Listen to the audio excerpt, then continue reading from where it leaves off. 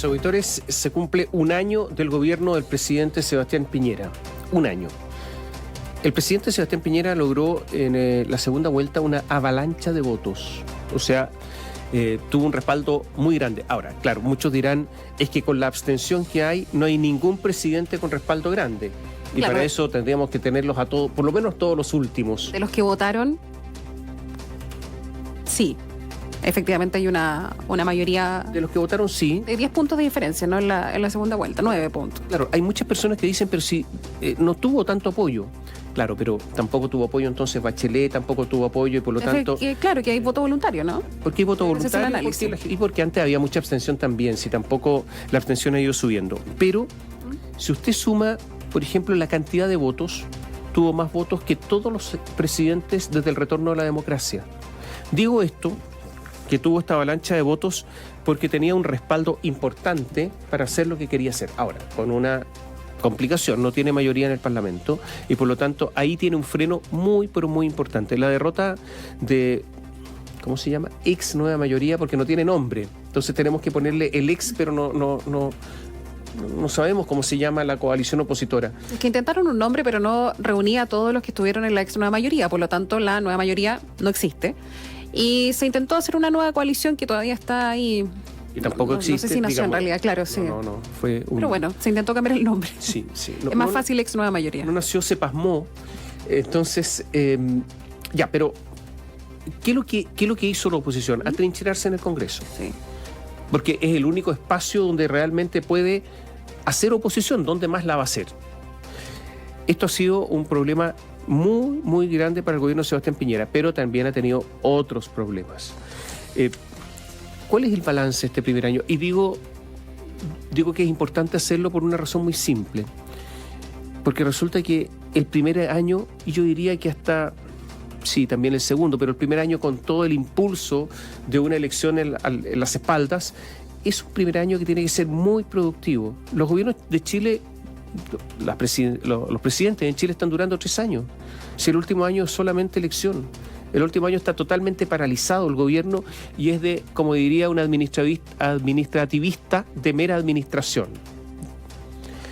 Por lo tanto, y resulta que ahora vienen elecciones, para agregar más pelos a la sopa, elecciones de gobernadores regionales. Y por lo tanto, más conflicto electoral y menos acciones de gobierno. Yo diría que, uno, perdió tiempo precioso.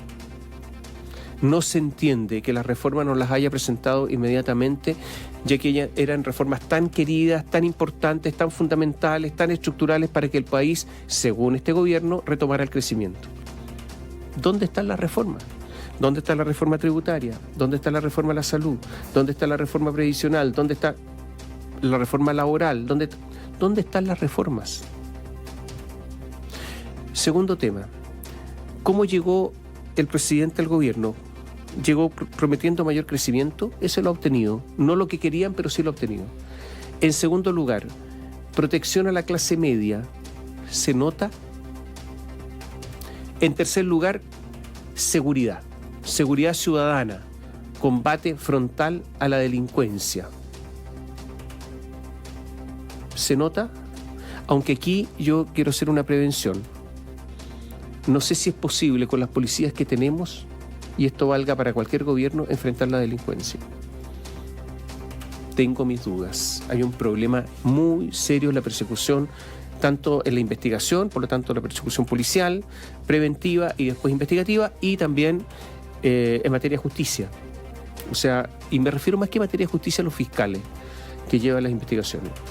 Yo diría que ahí hay cuellos de botella gigantescos que posiblemente superen la gestión de una persona, de un gobierno. Son muy estructurales. Pero es la promesa.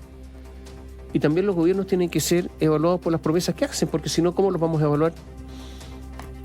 ¿Con qué vara se van a medir? Porque la otra es medirlo con la vara de la oposición, pero la vara de la oposición siempre va a ser una vara negativa, una vara que va a tener un sesgo, porque obviamente quiere ser gobierno.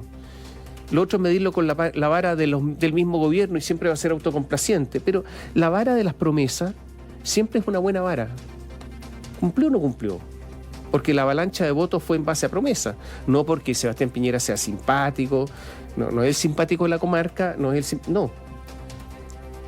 sino por las promesas, por la gestión que promete. Sí, bueno, balances ya se han estado haciendo, si bien el día de hoy se cumple el primer año de esta segunda administración de Sebastián Piñera. El fin de semana celebró la coalición, la que está detrás de este Ejecutivo.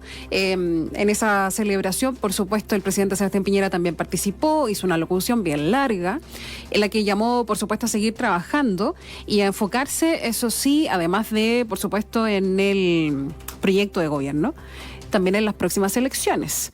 Eso también estuvo presente durante el fin de semana. Entrevistas también circularon del ministro del Interior, Andrés Chadwick, en la que hace balance. Se reconoce también él como una de las figuras que ha tenido que aguantar de mayor forma lo que han sido las críticas, las complicaciones que ha tenido este Ejecutivo, y sin embargo es positivo también a la hora del balance. Hay anuncios en relación a las reformas que estábamos esperando y que, para aprovechar el comentario que hacías, Tomás, claro, llama la atención que no se hayan presentado anteriormente porque si estaba tan claro el panorama. Y efectivamente los votos que se obtuvieron se entiende que iban porque se requería de ese tipo de cambios, no se hayan presentado todavía. Se habla que la oposición es una oposición destructiva, que no ha jugado un buen rol, pero lo cierto es que es complicado si es que no se presentan los proyectos de ley. Reforma tributaria, lo decíamos, reforma a la salud, reforma previsional, reforma laboral, por mencionar lo que es lo más complicado. Es cierto, eso sí, que el presidente Sebastián Piñera el año pasado se hizo cargo de otros problemas, lo que ellos llamaban como ordenar la casa, lo que tenía que ver con el asunto de migración, acuerdo nacional en relación a infancia, que si bien efectivamente se hizo en su minuto, lo que se concluyó de ese acuerdo nacional todavía no está 100% claro, todavía estamos al debe en esa materia. Y además está el rol de la oposición, que lo mencionabas tú también en el comentario, y que hay reconocimiento de que tampoco tienen un plan en la oposición en relación a cómo definirse como proposición en esta materia en oposición. No tienen un plan, y eso no lo digo solamente yo, es algo evidente. También lo decía ayer Carlos Montes, que va a dejar hoy día la testera de la Cámara Alta del Senado. Por lo tanto, también los balances tienen que hacerse de lado y lado, no solamente el Ejecutivo. El juego de la oposición ha sido una pobreza tremenda, pero también hay que entender que después de la enorme, porque la derrota fue enorme, de la enorme derrota que sufrieron, les cuesta recomponerse. Y además en la oposición tienen un problema muy grave, que es el Frente Amplio. Un componente nuevo que ha sido muy decisivo, extremadamente decisivo, y con una democracia cristiana muy alicaída. La democracia cristiana fue muy importante en los tiempos de concertación, y por lo tanto, esta nueva oposición nueva, porque hay actores nuevos y actores que han dejado de ser importantes y relevantes, como la ADC, hace que la oposición haya tenido muchísimas dificultades para intentar siquiera tener una proposición. La proposición no está, pero ni siquiera el intento, porque en el intento no lo logran. Pero tienen mayoría en el Congreso y eso es muy relevante.